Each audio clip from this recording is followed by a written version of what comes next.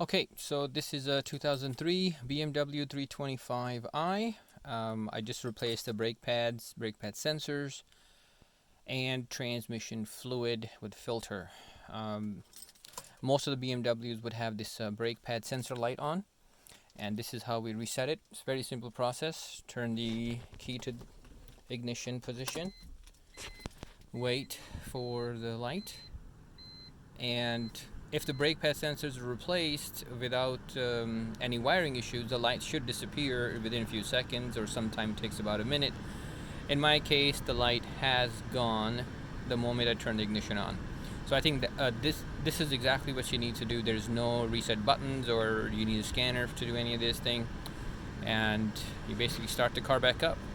So after the light disappears, all you need to do is turn the ignition off, take the key out. That's what I do. You might not, but this is the procedure I have been following. You turn the ignition on again and start the vehicle, and your brake pad sensor warning light should have already been gone. So it's cleared out from my end.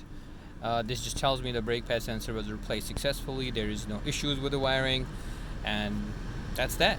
Transmission fluid was changed. One thing I do is, I recommend you guys do, is when you're changing the transmission fluid, before you drain everything out, you rather let the car sit for as long as you can. If you can let it sit for a few hours, that's actually good. If you let it sit for overnight and then change the oil in the morning, that works better. In my case, because all the oil will be drained out and sitting in the pan for you, you go ahead and drain the oil with a drain plug that I showed earlier. And if you like, I can go over it with you again. Hold on.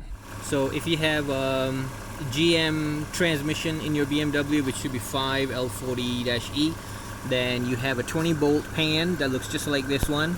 Don't worry about this warning in here that states not to change the oil on it, because many of us know we need to change the transmission fluid. Here's your drain plug. In some cars it's an Allen key, some cars it's a star key. You'll drain the fluid from here, and once the fluids have been drained out, then you will open these 20 bolts, 10mm all the way around. The pan will be tacked on, so you just have to find there's a edge here. You can pry it out, or using this pin here you can pry it out. Make sure you don't damage the pan while prying it out. Once you're taking the bolts out, pry the pan, make your hand underneath here so you don't make a mess.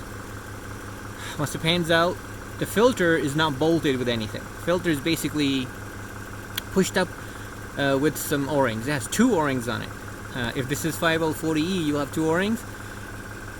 You can go ahead and just wiggle the filter back out. Once everything is out, you will have to remove this here star head, the same size as this one drain bolt. Make sure you can take that out.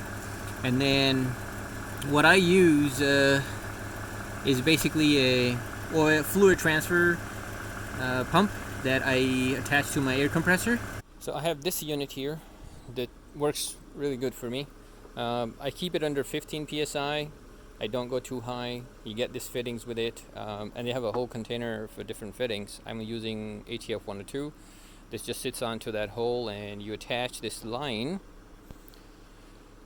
this here, push it onto this fitting here, and then attach your hose and trigger it. Before you pull the trigger, if you have a compressor like mine, which is a small one, you have to drop the pressure to 40 psi by adjusting this knob to negative, and raise it little to about a 40 psi so you don't have too much pressure. Otherwise this cap will pop and you'll have a big mess on your hands.